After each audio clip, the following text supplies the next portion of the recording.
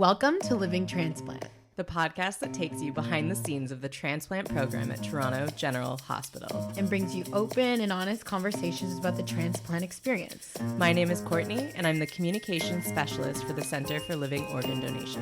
And my name is Brittany. I'm a bedside nurse in the Ajamira Transplant Center. Full disclosure, we are not physicians. No, and we are not here to give you medical advice. Think of us like your guides through the world of transplant as we know it. Whether transplant is your past, present, or future, your passion, or your curiosity, Living Transplant will show you the world of transplant like you've never seen it before. Welcome back to Living Transplant. Our guest today is Jennen Johnson. It's nice to see you again, Jennen. Nice to see you too. Yes, it's very nice to see you. Yes. So Jennen, what is your connection to transplant? Well, I was diagnosed with kidney failure several years back. Actually, I should go back a little bit. I was originally diagnosed with lupus in my early 20s. And when I was diagnosed with lupus, I was told that at that time, eventually, I'll need to get a kidney transplant. So that's when it was just introduced to me at that point. To be honest, prior to that, I knew of kidney transplants, but it was nothing that I really looked into. It wasn't anything that I researched. It was just something that I heard of, and that was pretty much it. I was told at that time. I was just going to say, I feel like that's most people's kind of, experience with transplant where, of it, it's a thing that can happen, but yes, you don't really think of it until you're in organ failure. So when you were first, I know nothing about lupus. I will confess the most I know about lupus is it's just like mentioned on House as like the disease that like everyone has, but House is always like, it's not lupus. So yeah, that's the go-to disease. Yeah. And I know like that's why Selena Gomez had her kidney transplant as well. But yeah, can you tell us a little bit about what lupus is? Yes. So lupus is an autoimmune disease. So basically your system turns against itself. So it'll go ahead and fight the bad guys, the bad germs, bad bacteria, what have you, but then it can't differentiate between good and bad. So essentially it turns against yourself, your kidneys, your organs, your liver, etc. So at that point you have to do something to fend it off. And in my case, since I was on the lower end of the spectrum, they gave me prednisone. And prednisone helped fend it off for a bit. And also prednisone, it helps you gain a lot of weight in the process, but then it also helps, fend off, the joint issues and the stiffness in the muscles, etc. So that's what lupus is. How did you know you had lupus? Like what brought you there? Funny thing, this is like I said, it's back in my 20s, so my early 20s. So you're in college and you're going out and you're partying and you're doing all that good stuff, right? And so I'd come home late, sleep in later, wake up in the middle of the morning or in the middle of the afternoon after like 8-9 hours of sleep, but I still look tired. Under my eyes are still baggy. So I'm like, okay, maybe I should just slow down a bit, stop the whole late night partying and what have you. And I did, slowed it down, slept normal hours, at night like everybody else, but I still looked tired, still had puffy eyes and dark circles under my eyes. It was bothering me because I know naturally I don't look that way. Yeah. So I went to my doctor and he asked me a whole bunch of questions, did a whole bunch of blood work. And then he said he's going to refer me to a rheumatologist. I'm like, oh, okay. I thought it was just something simple as increase your vitamin C or vitamin D or something of the sort. So he referred me to a rheumatologist and the rheumatologist asked me a whole bunch of questions and did a whole bunch of tests. And it came back that I had lupus. And at that time, I had no idea what lupus was. Like you said, it was just something that shows, or from time to time, I might see a commercial about it saying, 1 in X amount of people in Canada has lupus. But I never really listened and I really paid attention because honestly, it wasn't affecting me, right? But yeah, that's how I was originally diagnosed, the puffy, dark eyes. That sounds kind of frightening to be like at your doctor's office and you're like, it's just my vitamins. And then they're like, oh, you have to go to a rheumatologist. You're like, what? Yes. Why? And then it kind of raises an eyebrow. Yeah. So when that happened, like what went through your head? Well, he explained to me what the rheumatologist was for, but I've always been that type of person that, well, not me. It's a misdiagnosis. Even when I'm told that, eventually down the road, I'll need a kidney transplant. Nope, not me. Not me. That's not going to happen to me. I'll just eat healthier. I'll just exercise more. I'll do my cleanse or what have you. That's not me. That's the other person. You know what I mean? So when he told me that it was lupus, that's the mentality I had, not me. I listened to what the doctor said. And I'm like, okay, yes. Okay. I understand. And I understand what you're saying. But in the back of my mind, I'm like, no. So it's like almost like some form of denial. Yeah, it definitely was. Not even Okay. some form. It was It denial. was denial. Complete denial. I'll listen to what he has to say, right? And I'll do what he suggested, but it's not any type of long-term, it's nothing that's going to happen to me because he told me it's a lifelong thing. Nope, not me. I'll do what I got to do. I'll exercise more. I'll lose weight. I'll eat healthier, eat my broccoli, whatever I need to do. But this is not going to be stuck in my body for the rest of my life. No, you know? Right. Yeah, for sure. What a hard thing to hear when you're in your 20s, when like, Yes. Yeah. I mean, Yes. not that all 20-year-olds think that they're invincible, but they're really, Mhm. you know, you've only ever been young. There's no Exactly. concept of mortality. Like really, there's nothing about your body kind of like breaking down or anything like that. No. So how do you wrap your head around that? At first, it was just a lot of venting, like whether it was to my girlfriends, whether it was to my mom, just a lot of venting. And they're always there. They have my back. They always encourage me, very encouraging.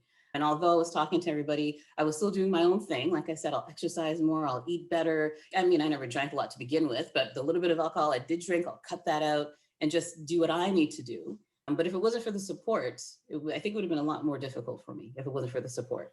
Yeah, absolutely. At its worst, because I do remember you and I have obviously spoken before, and you explained to me that lupus, there are like flare-ups and stuff. So, Yes. So at its worst, during like a particularly bad flare-up, or I don't know if they're all the same, what does lupus feel like in your body?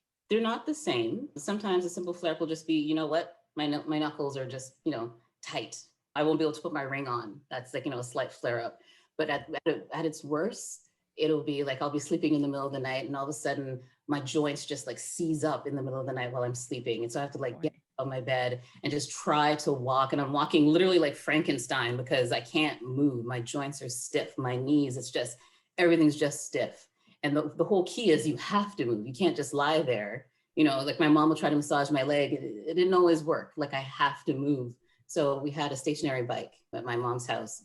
And I just get on the bike and I'll just kept pedaling at 2, 3 o'clock in the morning. I'm pedaling. Oh gosh. It's painful. And, it's just throughout the legs, the knees, the joints, and then my hands, everything just, it's like seizes up all at once.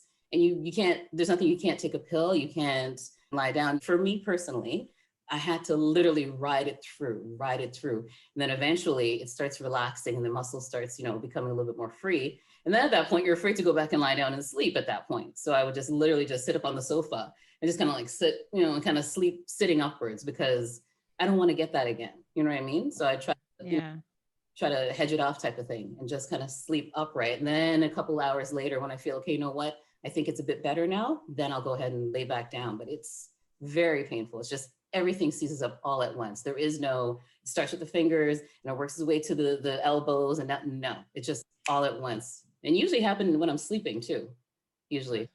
Yeah, it's frustrating. I also remember saying to Brittany when we were talking about interviewing you, and I was so excited to be like, she has lupus, because I thought, which like, sorry, but not in that way, but because I thought it was like really rare. Yes. And Brittany was like, lupus isn't rare.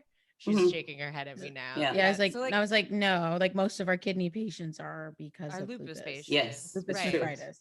Okay, so is there like a big community that you know of, or that have you met lots of other people with lupus? Honestly, just like Brittany said, the only time I actually met somebody that had lupus was while I was sitting in dialysis.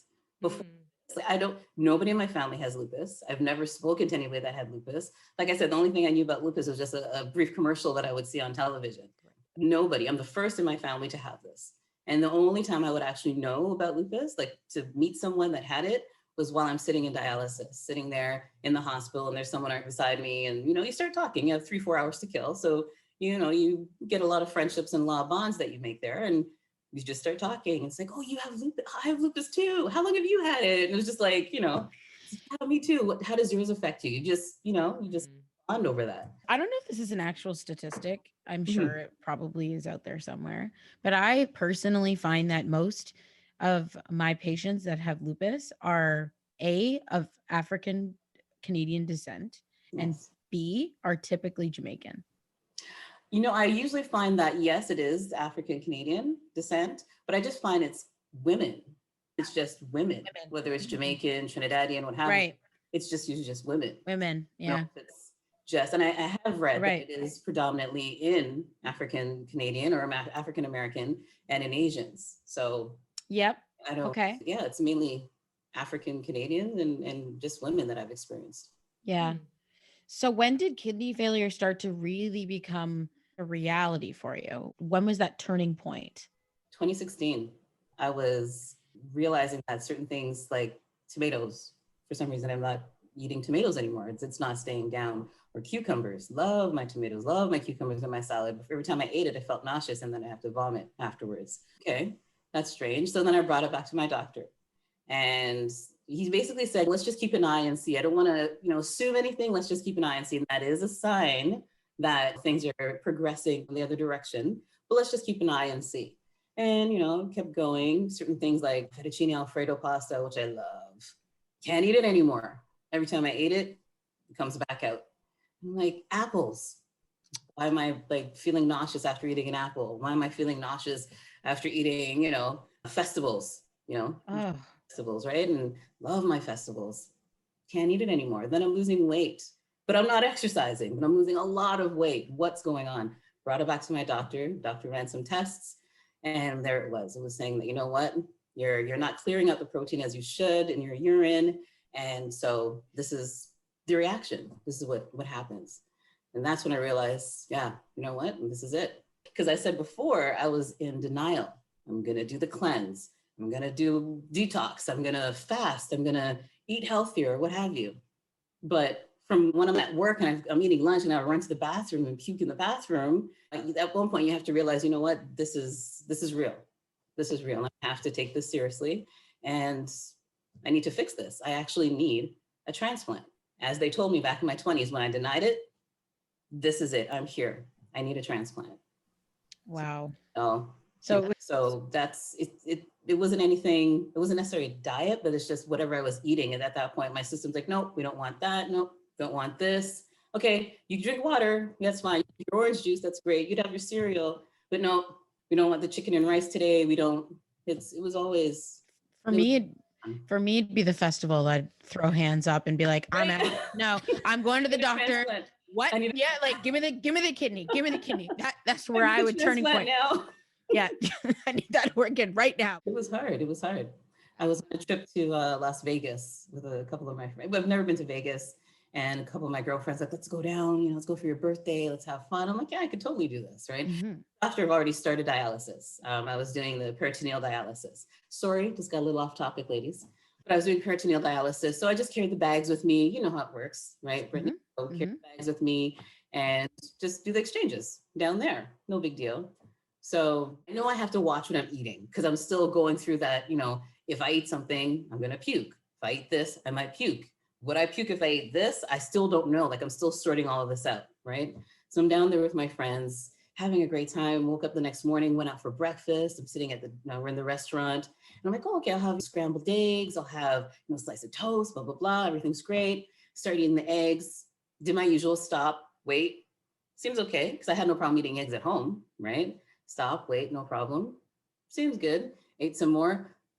And I'll be back. And just took off. And at this point, they didn't know I was going through this. They didn't know. I mean, they knew about the kidney disease, right? But they didn't know that certain things that I ate, I might have a reaction and it comes back out. So I just jumped up from the table and took off to the washroom. And they didn't know what was going on. They were just like, what is happening with Jeannine? So then they came running after me and I was in the stall and I'm just doing my stuff. And I felt so embarrassed. I'm like, oh my goodness, like something as simple as eggs. Loved eggs. I can't even eat with my girls. And I was, what is going on? Like, how am I need to get this fixed. This is enough. Like, it's too much. So yeah, I don't think that story is off topic at all. I feel like it's actually a really good example of just kind of needing to accept where you're at. Cause like you said, you struggled with a lot of denial when you were younger, but even when you're older and you're faced with organ failure and all its realities, like it's still not easy to accept because the next step is telling people I can't keep food down. Like I need to change something dramatically. In kind of accepting that you needed to, that a big change was coming, was there any kind of mourning for, like, did you feel like you were losing something or giving up something? What did it feel like knowing that there was something huge on the horizon? Honestly, it wasn't really mourning something. I was just expectant of what's to come. Like, I'm ready to leave that behind. I've had enough. Yeah. I'm expecting what's to come so I could get back to the Jennen that I used to be. Okay, so it was more like you were fed up with how things were. Yes, Got that it. is the perfect word. Perfect. Got it. Did you ever consider, I mean, I guess not, but like staying just on dialysis, or was that kind of not an option for you? That wasn't an option. Like not even if I wanted to, my doctors wouldn't even let me. Like they're saying, you know what, you're young. This is just a setback. We can do this. The only problem is the transplant list or the donor list is like at that point 6 to 8 years. And I'm like, what? Yeah. I mean, so, but they never said this is something that's an option for you. We can just keep you on dialysis for the rest of your life. So even if I wanted to, which I didn't, but if I wanted to, that wasn't an option for my doctors. So. Yeah. The deceased donor list for kidney, unfortunately, the wait, is, I think the average is 7 to 12 years. Oh, now it's 7 to 12. Jeez. Yeah. Wow. Like, who is that time? Yeah. Exactly. I was only given 4 years. I was only given 4 years to live.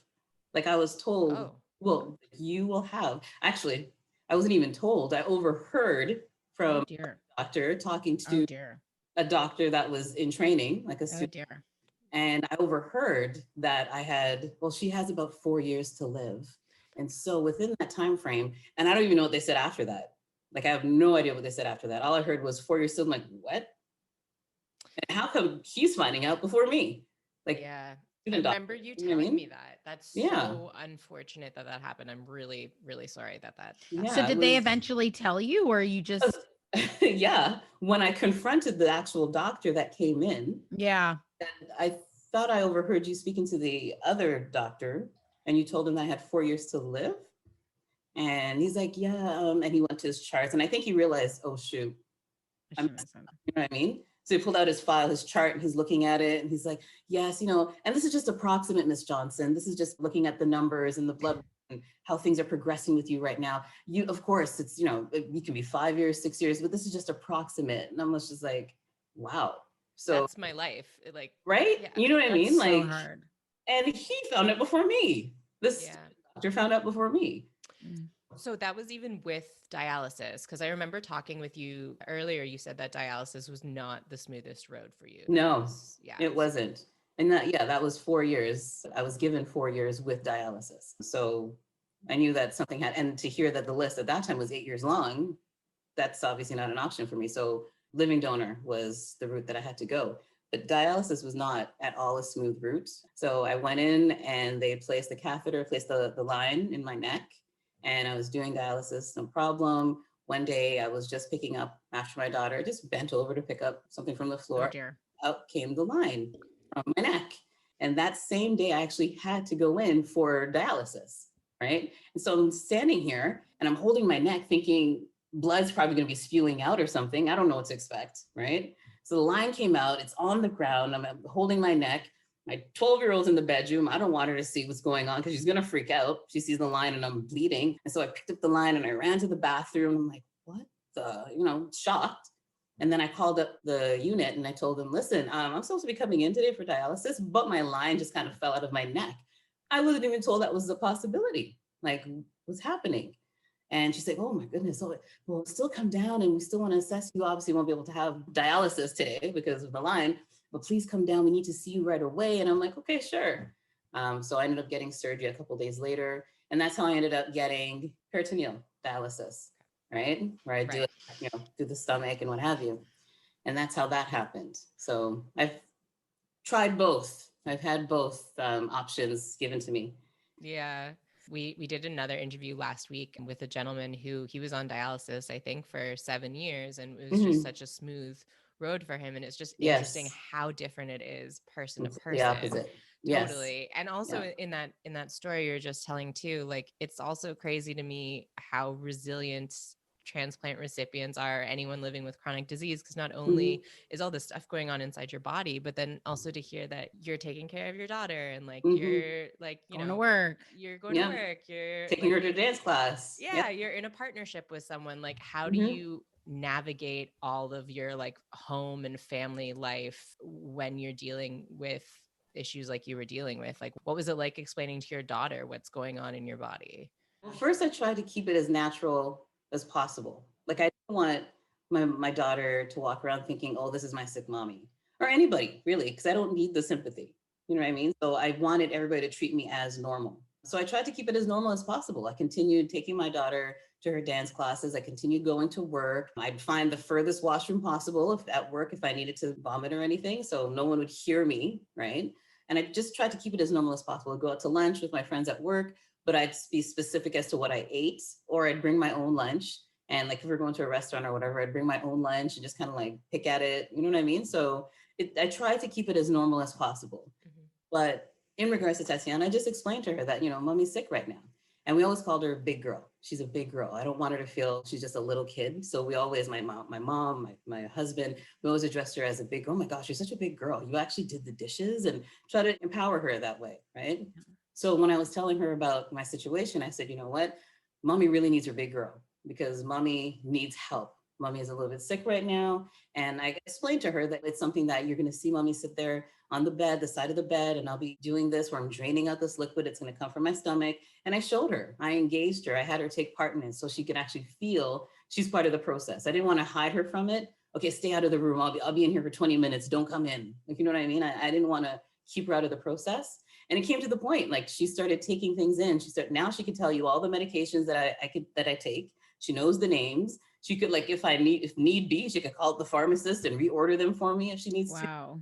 She's been involved from the beginning. She's 15 now, and I had her involved from the beginning. She would sit there. She knows she can't touch while I was draining out, but she could tell me, oh, are you gonna put the 5 bag or this bag, or which one are you doing today? And like, she was always involved. She was always involved. It was sad at moments as well because her mom's sick, right? So it was sad at moments, but I told her this is just the process I have to go through to get better.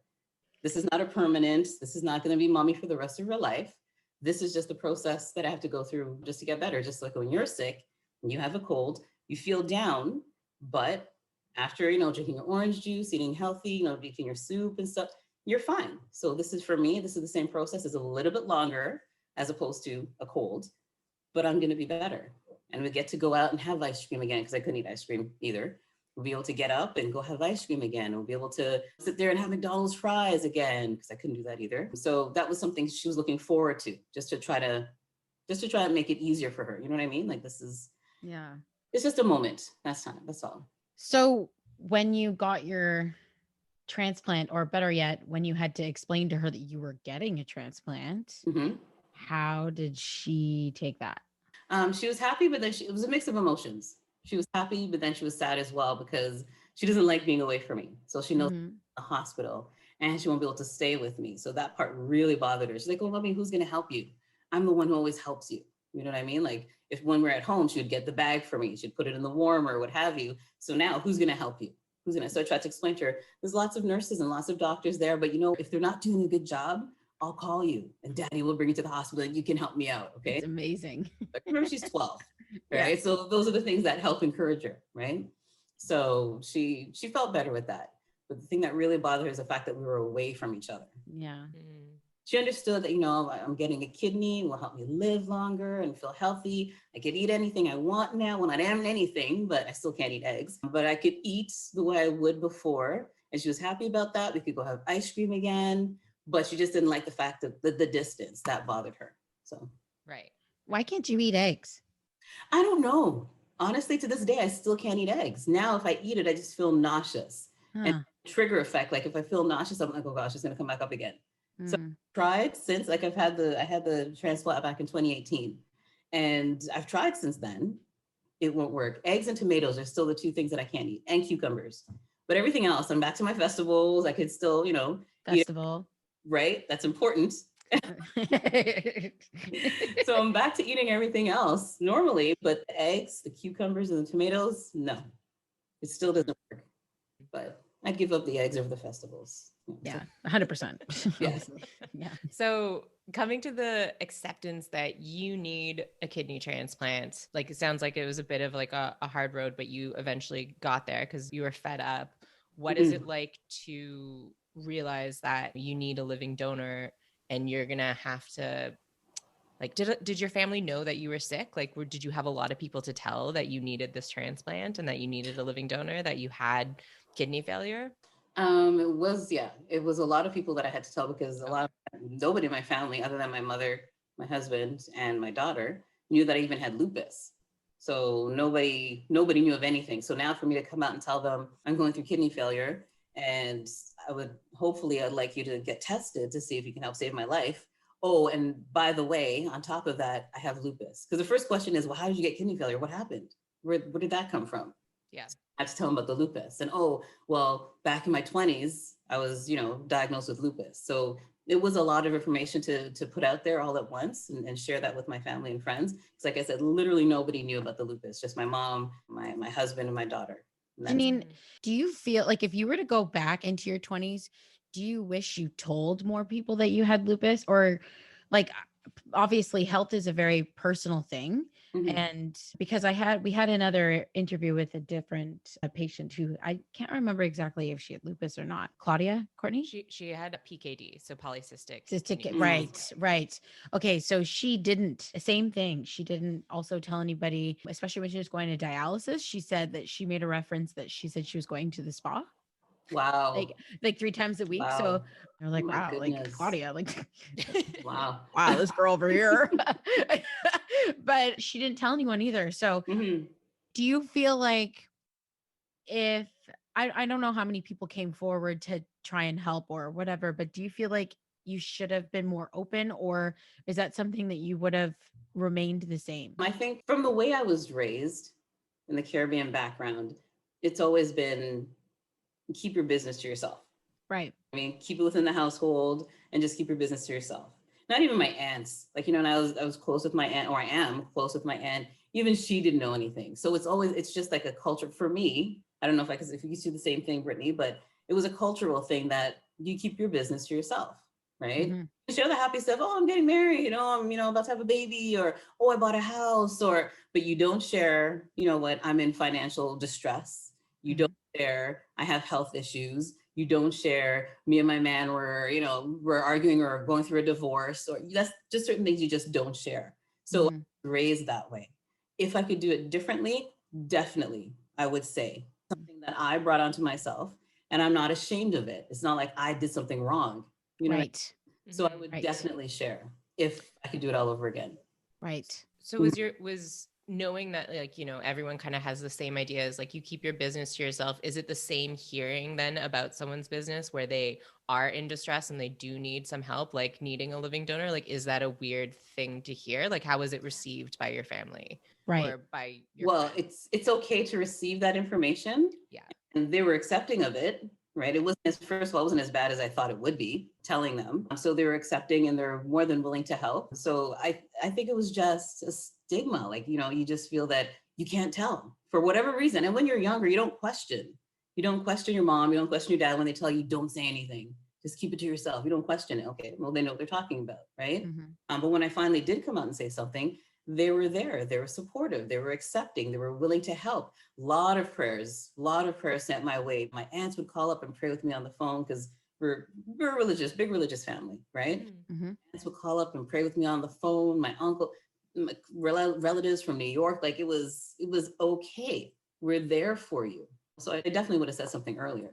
Yeah. So in a way you had this whole like support network that was just like untapped because yes. Yeah. Oh, it's nice that like, even if it was late to get there, like it's nice that it was there. Yeah. Yes, absolutely. Definitely. So definitely. how did you find your living donor? Well, it's an interesting story. So my mom was in the shower. We always say that my mom thinks best in water. Like I swear she's a fish, right? Wow. That's Ideas. so cool. What's her Right? sign? When's her birthday? Yeah. What's her sign? Because I was actually gonna ask your sign, but I didn't want to. Well, I am a Cancer.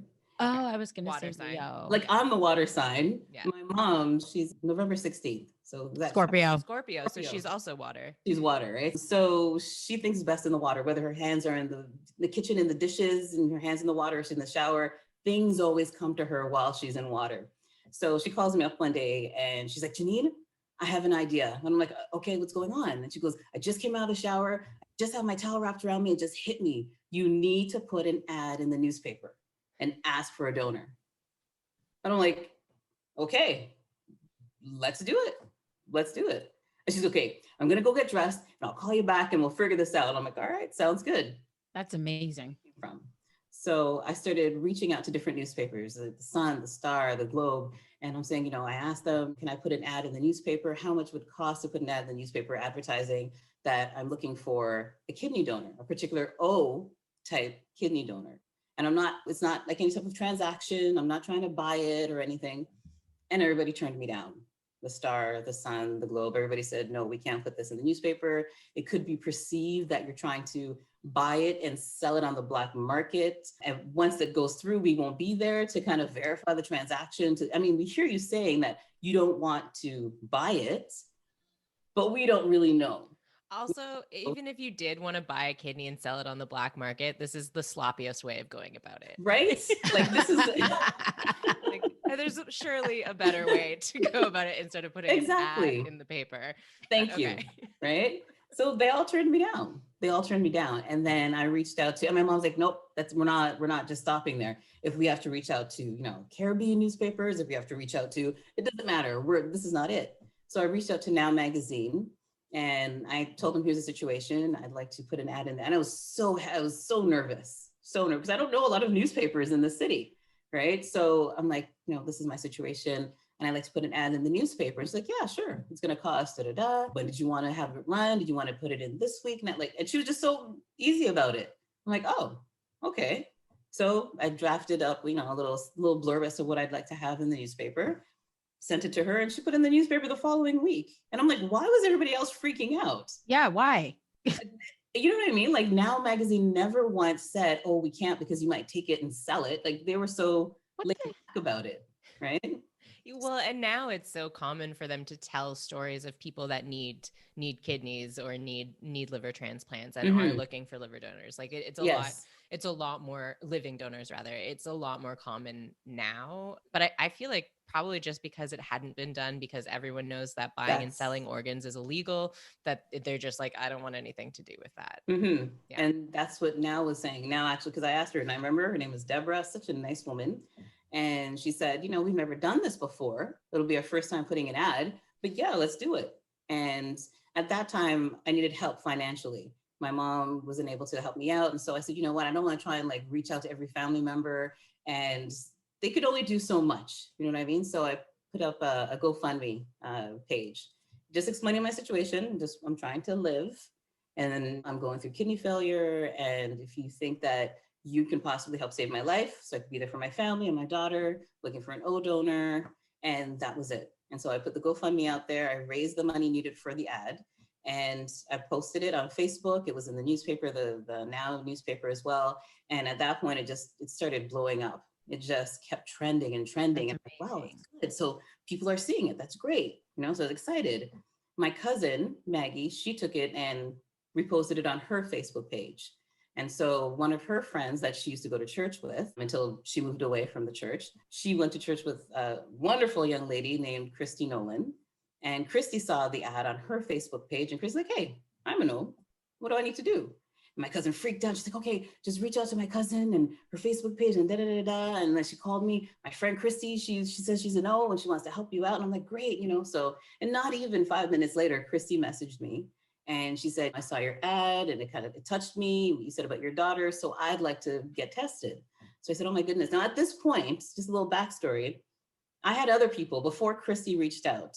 I had other people reach out to me saying that they saw my ad and they wanted to go ahead and get tested. So I sent them the link to get tested, but I didn't think everybody was going to do it because, everybody has good intentions. Some people might say, yeah, I'll do it tomorrow. And tomorrow it's another day and another day doesn't happen, which is fine. Everybody has their life to live. You know what I mean? Christy did it literally when she said she was going to do it. She sent in the application. She messaged me back. She took a screenshot showing me that she sent it. And I'm like, oh, wow, she's serious. You know what I mean? Not saying that the others weren't, but she did it right away. Right. And so she saw the ad, she submitted an application, she saw her forms, and that was it. That's how she found out about it, through my cousin. And I was just very excited. Hearing that gives me faith in humanity. Seriously. Right? It really does. Your story sounds similar to Claudia's and how she found a donor as well. And same thing, just act of God and yes. just That's like literally what it is. yeah, and it's like it's like you hear all these negative stories in the news all the time, literally, but Mhm. you never get to hear the good ones. And Yes. so was this, we might be jumping the gun with this question, but was this story ever published in Now Magazine? Oh yeah. It Okay, like was published. so Yeah. Toronto Sun seriously missed out on an opportunity for Yes. this amazing story. So Yep. This is like the Pretty Woman moment where you should like walk back in and be like, huge mistake. Huge. Yeah. huge Right. mistake. Yeah, seriously. Like, I mean, you could have had an excellent story, guys, and It's this true. could have promoted organ donation in the best ways, but you missed This is out. actually, I don't know if you could see it, but that's the actual ad that was in Now Magazine. Oh, wow. Amazing. Right. Wow. Oh, fantastic. Yeah. And I took that and I just posted it on Facebook, and my cousin reposted it. And the funny part is the Toronto Star owns the Hamilton Spectator. Christy, my donor, she's from Hamilton. So the Hamilton Spectator, AKA Toronto Star, then saw the ad in Now and saw this actually reached to Global News as well. So then when they saw on Global News that this wonderful woman from Hamilton reached out and she's trying to be my kidney donor, then the Hamilton Spectator reached out to me and Christy saying, you know what, we want to do an article on you and blah, blah, blah. And I'm like, wait a second, but You didn't want to help first, me. right. I reached out to you first through the Toronto Star. But now there's some traction on this story and it's in Global News and Tom Hayes is interviewing us and he's there. All of a sudden you want to come and talk to us. Oh, Interesting. Okay. funny. I did it, but I made sure I told the editor, the person that was interviewing us, oh, by the way, you know, this came to you first through the Star, right? I had to say something. Absolutely. 100%. Yeah, you Yeah. have to say something for sure. So when you first met Christy, because I know you guys Mhm. met before the transplants, what was that like, meeting a stranger that had just, you know, read your ad and was like, I'm gonna Save your this life. woman's life. Yeah, literally tears. It was just tears. We met at the hospital because she was going in to get tested and it was just tears. I saw her, oh my gosh. Whew. And I said I wasn't going to do this. Somebody say something. Okay. Every single time we tried to bring tissues, but I'm at home and I should have a tissue box, but I don't. My Like, tissue box is over there, but I guess I can't help It's either. okay. It's okay. It's okay. It's all good. So anyhow, saw her in the hospital and automatically started crying. And I thanked her, just a lot of thanking. And she said, no problem, because this is what you're supposed to do. You're supposed to help. And she was just so nonchalant. It was just like nothing. And I'm like, there's a lot of stigma about giving an organ. You feel that if you donate, you're reducing your life. If you donate a kidney and you're going to reduce your personal lifeline and you're not going to live as long. She said, no, that never crossed her mind once. She said she saw the ad and, you know, I have a daughter and if she could do something to help me be there for my daughter, why not? So she just did it without even thinking twice. It's almost like a maternal instinct. Yes, exactly. It's exactly what mothers do is they just Yeah. do. It's just like this is what we have to do and Yeah. let's do it. She didn't even think twice. So I would go with her, went with her to some of the tests and stuff that she had to do. And after a while, she said, no, don't worry about it. I don't want you to come anymore. It's okay. They're long and they're tedious. And you don't sit here for hours and whatever. I'll just call you afterwards and let you know what happened. So that's what she did. Kept in contact and she would just let me know whenever, you know, I'm going to the hospital today and I'll let you know. She came all the way from Hamilton and Wow. of course was like super grateful. Every time she came down, you know, she was like, oh my gosh, she's here again. Because she never knew that we never knew, my mom and myself, we never knew that it would be so, like so many tests, like so long, you know what I mean? We didn't expect that. But It's extensive. like she didn't think twice. It never discouraged her. She never, oh, I gotta do another test again. Like sometimes it's twice a week. Sometimes she was doing testing and she didn't even think twice about it. She came down, no problem. So Angel. what's Angel. Yeah, literally. An I literally angel, call her my like a- life agent. so I literally call her that. what's Christy's sign?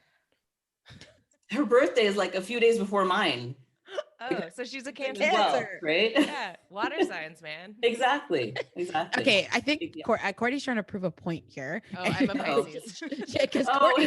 because Courtney's a water sign. Sorry, there's a context to the story. Is Courtney's a water Gotcha. sign? Okay. She's trying to prove something. You're saying that we're amazing, water signs right? We are. We're very feeling, very sensitive, very giving. Astrology has come up like too often in this show Yeah, recently. I have a feeling it's going to come up a lot. A lot. Ongoing. Yeah. So yeah, this was born, this whole concept of the ad was born from the water, right? Yeah. And so yeah, here we are. And yeah, wow. So I know you and Christy still talk. Did you feel, was there like kind of an instant connection? I feel like oftentimes donor and recipients, there's just something, it's odd when people are a match. They also are a match and like they're compatible personality wise, Yes. it seems to be. Yes, there was like instant connection. And the more we spoke, we just sat there in the cafeteria. This is, obviously pre-COVID, so you can sit and talk at that time. So we sat in the cafeteria of the hospital and we would talk, and her best friend was a Trinidadian and I'm Trinidadian. So I'm like, oh my gosh, that's interesting. And then she could like dish out the names of different Caribbean dishes, just like nothing. Like she makes it. And I'm like, okay, hold on. I don't even make it. What do you mean? So she's like literally a sister from another mother. Like she's just, forget what the skin complexion looks like. We are literally intertwined one. You know what I mean? There's a lot of connections. It was crazy. Literally was a story in the making way before we even knew. Like this is how we've summarized it. All those time, like back in my 20s when I was in denial and when I was thinking, oh, I could fix it myself, God had his plan. Like he was working things behind the scenes. He was planning, okay, you're going to do this. You don't know it yet, but you're going to do this. It's going to reach this person because your cousin met someone at church and they're a good friend, and it all connected. No matter how much I was in denial, Christy was going about her business, living her life. My cousin's doing her thing. And behind the scenes, all this stuff was being worked out. And it all came to a head. And it's like, wow, look at that. It just seamlessly. Like, you hear stories of people on dialysis, like you said, 5, 6, 7 years, for ages. I was on dialysis for about a year. It didn't feel like it with all the mishaps and things falling out of my neck, and didn't feel like it. It felt like longer, but the whole process, dialysis was a year. And then I got the transplant 2018. And now I'm here. Like it was just, like I said, at that time, it felt like forever, but looking back on it now, it's like, geez, it wasn't that long. Like everything to go so quickly. But looking back on it now, it's like, I'm really blessed because I didn't have to get to the point where I was in the hospital, in a bed with tubes and all that other stuff, just waiting. I was actually still living my life, doing what I had to do. And it just happened so quickly. That's all. And it could have been much longer. So do you remember anything from surgery? I remember coming out of surgery, waking up in the hospital room, and there's like a whole bunch of people around me, like nurses. I see my mom, my husband, my daughter. And I remember first saying, where's Tatiana? Where's Tatiana? And then she comes over, she's like, here I am, mommy. And I'm like, which one are you? I see like 4 of you. And she goes, because I'm all drugged up, right? She goes, I'm here. And she came closer and she hugged me like, oh, there's my baby. Okay. And then I woke up, I don't know how much longer after, but I woke up and everybody was still there. So I'm assuming it's the same day. And then I was just like, oh, I have to get my phone. I need to tell everybody on Facebook that I'm okay. And I had to, looking back on it now, I'm like, girl, you should just sit there and rest. What do you mean? You know what I mean? But I'm like, I have to just give me my phone. I need to, put a message out, let everybody know that the transplant went well and I'm fine. So I grabbed my phone. Sorry, my husband gave me the phone. And I was literally just like holding the phone, like, and just like falling asleep with the phone in my hand. And he tried to take it from me. And I'm like, no, what are you doing? I'm not done yet. It's just like, no, I have to put the message out. And they took a picture of me on the bed with the phone and I'm just like sleeping. Yeah. The message out. I was just out. And then they're laughing at me. Yeah, how's that message going? So yeah, that's all I remember. Do you remember the first time you saw Christy after surgery? Yes, it was the day after surgery. Did you go to her? Did she come to you? I guess she came to me. Oh, okay. Yeah, she came to me. Yeah, she was wheeled in. Her best friend, Anne Marie, she wheeled her in, the Trinidadian that I was talking about. she wheeled her in, and I was just like, oh my gosh, hi, how are you? And it was just like, how are you doing? And did they do this? How does your stomach look? And how do you feel? And just like kind of comparing, you know what I mean? And I said, oh, I still have my stuff on. I can't see it, but I can't sit upright. It hurts. And she goes, yeah, me too. But she bounced back like nothing. I was just like, is it the yoga that you're, because she's a yoga teacher. Like, is it the yoga that you're doing? Like nothing. Meanwhile, I'm still healing. And then I left the hospital and I had to go back in again because I was having a reaction to this and that. And I'm like, and Christy's up and about doing her thing. And I'm like, damn. One of our doctors told me that I can't remember what country it is, kidney donor surgeries are day surgeries. What? Yeah. Day surgery. Day surgeries. Drugged. What kind of medication are they using? Well, the donors, kidney donors can typically perk right back up, and they should because they came in, walked in healthy, and they should walk out healthy as well, right? Whereas with the recipient, it's so different. Like you can't, like your life, you feel so much different afterwards, and you're like, wow, I didn't even realize like just how badly I needed that kidney. Exactly, it's true because everything saying, literally after surgery, when I was lying in bed, they're like looking at me, like, her face looks so different. Your color. Oh, but yeah, her color looks so different. She's shining. So when I did wake up and I was more awake, right? And I was actually more coherent now. They're like, "But are you wearing makeup?" My sister would say, "Are you wearing makeup?" And I'm like, "No, I don't think so. I'm just, it's just natural girl. It's a natural girl. It's my kidney, okay? It's my kidney. It's my new kidney, girl. Hey." But anyhow, but yeah, that's what you hear. Like, you look so different. Christy did leave the hospital before me, right? So she did, like I said, she bounced back a lot faster, but I don't know how you could be a day surgery though. Yeah, I know. That spooked me too. I was like, excuse me? Like even as a donor, you're still drugged up. You're still, so. I remember Dr. Leslie telling me that, and I was like, what? That's crazy. Yeah. It's crazy. No. I remember this like post-surgery detail from the first time we spoke, Jennen, also. And as someone who drinks a lot of water, I feel like Brittany's always joking. At some point, we'll be talking and we'll have been talking for hours. And then she'll be like, "Do you need to pee?" And I'm like, "Yeah." But I drink a ton of water. And I remember it stood out to me so clearly that you saying after surgery, one of the best feelings was going pee. It's like, because you actually were like peeing and it was amazing. I was sitting there and I was peeing. And the crazy thing is, and you're like, yeah, right? Look at me go. But the first thing Dr. Lee, who performed my surgery, the first thing he said after surgery, when he went to tell my mom and everybody that was waiting in the waiting room about, the surgery, he said, "She's peeing. She's peeing." Not, "Oh, the surgery went well," or, "I just came to let you know that Jennen's doing well." No, "She's peeing. She's peeing." And everybody's like, yes. It was just like won the lottery or something, So that was the first thing he told them. And then he went into details about the surgery, but yeah, I'm peeing. I had a patient, I'll never forget this. He was an awesome post-kidney transplant recipient. And I had him in step down and he was such a cool guy. And by the end of my shift around 1800, which is 6:00, I told him his creatinine and he was with his family. Yeah. And everyone started crying. It was so cool. It was so cool. I was like, I got to deliver that news. Yeah. But I was like, guess your creatinine. And I think his creatinine number was probably in the 600s before. And it was down in the 100s. I was like, guess. And everyone gave a guess. And I'm like, it's like 130. And everyone started crying. See, that's some good news. That was so cool. That's big. That was big. Yeah, that's huge. So who was your support person throughout this? Was it your husband? Was it your mom? Because I know in the transplant process, you have to have a support person or else you don't get an organ. So who was that person for you and how did they cope with it? It was both my mom. Actually, I had more than one, but amazing. My mom, my husband, and my daughter. Because I can't leave my daughter out. Like I can't, it's not even an option. You know what I mean? Of course. So it was the three of them. And so they were there when I wanted to cry, when I wanted to vent, when I wanted to express how optimistic I am about everything, when I want to express how frustrated about whatever the process, they were there when I went in to have surgery, get the catheter put in, it fell out, put it back in again, put the other catheter in the stomach, it got tied up, take that out and put another one in. Like they were there. They were there for the whole process. The only thing I didn't want them there for was I was actually doing dialysis in the hospital.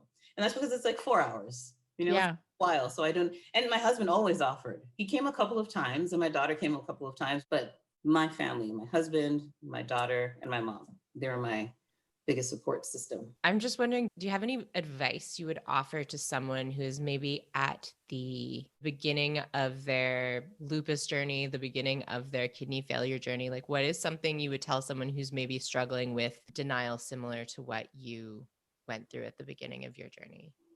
I'd say, don't do what I did. Don't sit there and stay in denial because it's just delaying your process. You have to talk, you have to tell, you have to share your story with your family. If you haven't told them about the lupus, let them know. The sooner the better.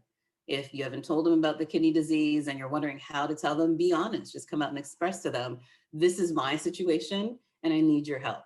I would love it if you could get tested and see if you can help save my life, right? Just be honest. Don't do the denial thing because it's just a disservice to yourself in the end.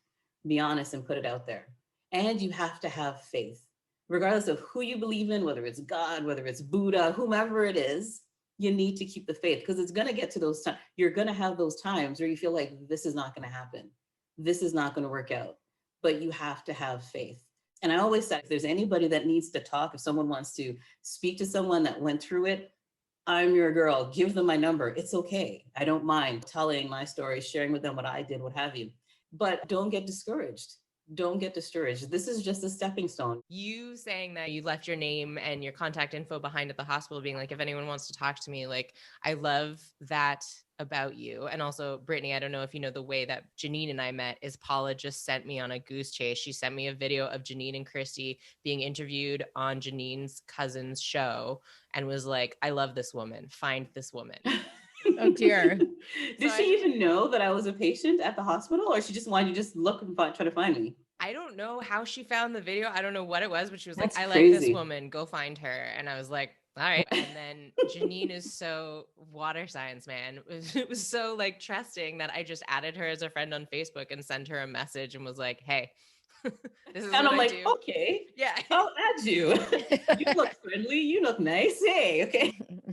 Yeah, so that's how we started talking, and I like didn't think that was gonna work, but it did. Well, I was bringing that up about like how that's something that I like really like about you, that you're so open and sharing with your experience and so generous with your story for others is because you are going to be hosting this YouTube channel that the center is supporting through the Action Project, which is a project that we have to support equitable access to living donor kidney transplants, Yes. specifically in the African, Caribbean, and Black communities, is the Ontario version of that project. Yes. So I'm so excited that you're going to be hosting this channel because it's just perfect for you. Like I think this interview is going to need, I think personally, minimal editing because you're just so good at kind of like articulating this experience. And yeah, like I feel like I can picture your experiences so perfectly based on your description. Mm-hmm. What are some of the things you're going to talk about on your channel?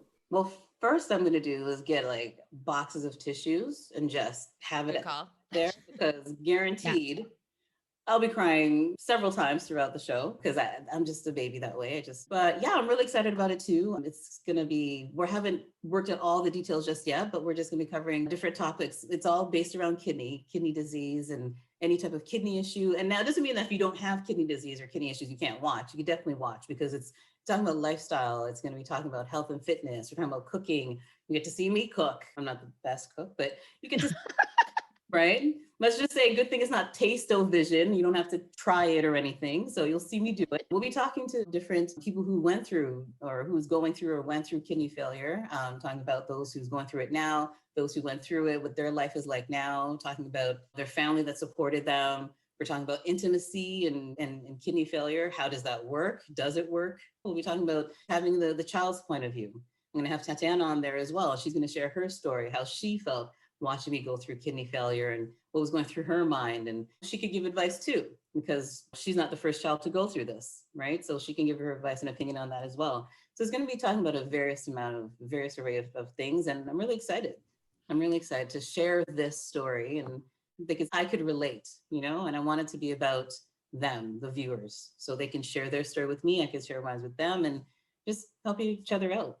So you mentioned something that I need to ask. So Of course. tell me about intimacy in transplant. Did your relationship change with your husband at all during the transplant, pre-transplant, and post-transplant? What was intimacy like for you? Pre-transplant, there was no intimacy. And it wasn't because, lack of, or I wasn't attracted to him anymore. I love my husband to the moon and back. Mm-hmm. Just didn't feel it. I wasn't, and he would try. He would try to get intimate with me. He would, start off with, simple things as dinner and what have you, but I just didn't feel it. I wasn't in the mood. I just didn't want to go there. Like it wasn't there. Like it literally just someone turned it off. Mm-hmm. Like any type of sensation or arousal or anything, it was just gone. And I was all about, I was just focused. I need to make sure I change my fluids on time, make sure I get home on time to make dinner, make sure we're there to take Tatiana to her classes, make sure Tatiana goes to bed on time. When she goes to bed, I'm out. I'm tired. I want to go to sleep. You know what I mean? And he was very understanding. Like he knew what was going on, because before this, we were wild rabbits. We're good. You know what I mean? Like there was issues. You know what I mean? But then this started, and it's just complete downturn. And it's partially because of the medications, and it was partially because of, like I said, I just didn't feel it. I was not into it. But I would still, we'd cuddle and you know what I mean? But actual physical intimacy, I just wasn't about it. But he knew and he understood. After transplant, then to be honest, it didn't even start up right away after transplant. Yeah. I was still healing, and then I still had side effects. I had to go back into the hospital a couple of times after the transplant because the medication we were still adjusting medication. It was either too much or wasn't enough. And I almost passed out a couple of times. And so the last thing you're thinking about is sex, to be honest. Right. So it took, I'd like to say maybe at least 5-6 months after transplant where the feelings started coming back up again. Okay, it's working, it's coming, slowly but surely. And I started getting back into my own again. I started feeling as a woman again. You know what I mean? Yeah. He was completely understanding throughout the whole process. He never turned around. I was like, oh, why, how come? Like nothing of the sort. That's amazing. That's so a solid man. Yeah, you have to have someone that's there for you like that. Yes. Absolutely. You have to have someone there for you like that. So it's so important to understand, like when you're going through health stuff, that like you can't have sex and enjoy sex if you don't feel sexy. Yes, exactly. Like, oh my gosh, that's 100% true. Yes. That's the last thing on your mind is sex. Like you don't feel sexy. You don't feel like you want to put on anything sexy. You don't feel, let's put on some romantic music. No, you don't feel that. I just want to go to sleep. I just want to go to sleep, or I just want to lay here and just watch television. Like I don't feel that. And he understood. I mean, I think if you are, I imagine when you're struggling with kind of illness and stuff, you're taking it one day at a time already. Literally. Yeah. It's like, it's not even on your radar. Like yes. It sounds like for a lot of people that I've talked to, as they progress in their organ failure, their world kind of gets smaller and smaller. Their daily activities get shorter and shorter. And polycystic kidney disease people that I've talked to, especially, like you're just so tired. Yes, like it's true. Yeah. One woman I know that I spoke to, she was like, my day was a to-do list of 3 things, because that's all I could manage to do in one day. And they could be things like go to the grocery store. That could be number 1. And like that's a full chunk of the day. That's 1/3 of my day, because that's all I can manage. But I am happy to say we're back. It's good. There's no issues now. So that's amazing. That's great to hear. And I'm so excited you're going to be addressing that topic on your YouTube channel. And also Brittany wants to do like an entire episode on that, which I totally agree with and would love to do. So we might have to have you back. I'll be there. Yeah, I will be there. It is incredibly important and literally mind blowing to me that this is not a topic that is discussed within transplant. Not at all. In the 5 years, not a long time. Okay. I'm not like, I've been here forever. In the 5 years that I've worked within the transplant program, I have never had a conversation with one of my patients. I've never heard of this coming up as a topic within, because it is very, I'm not saying it doesn't happen within maybe a doctor and a patient, because it has to, but it did with me. It is so true. I don't necessarily think it's like the transplant program. I just think it's society in general, that it's very taboo to talk about these things, which blows my mind, because these are things that are incredibly important definitely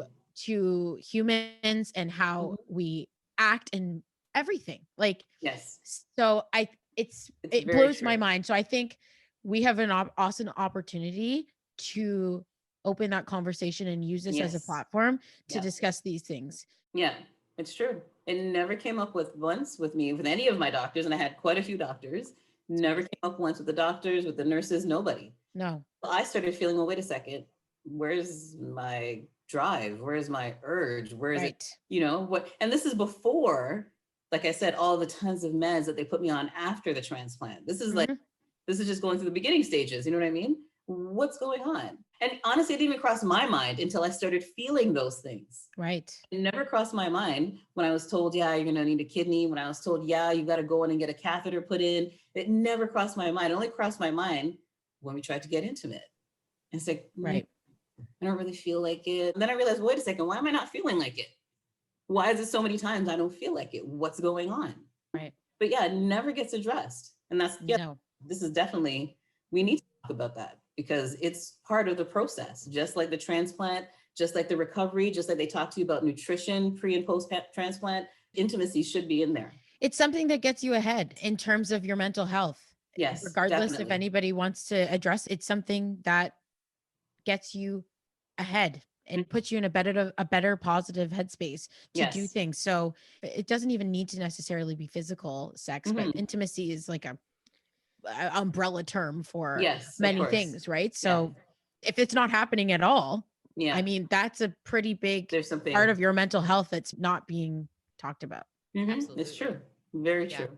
Very true. Yeah, that's a future episode I'm really looking forward to. Thank you so much for joining us, Jennen. It's been amazing talking to you again. And this whole conversation was just such a pleasure. Such a pleasure. Love talking to you ladies. I'm glad I was here. I'm glad you invited me. Thank you very much. Sorry for the tears, but you guys are doing a great job. So thank you so much. Thanks for listening to this episode of Living Transplant. If you have questions or suggestions for future episodes, email us at livingorgandonation@uhn.ca. Don't forget to subscribe, rate, and review Living Transplant on iTunes, Spotify, or wherever you listen to podcasts. And follow us at GiveLifeUHN on Facebook, Twitter, and Instagram. See you next time.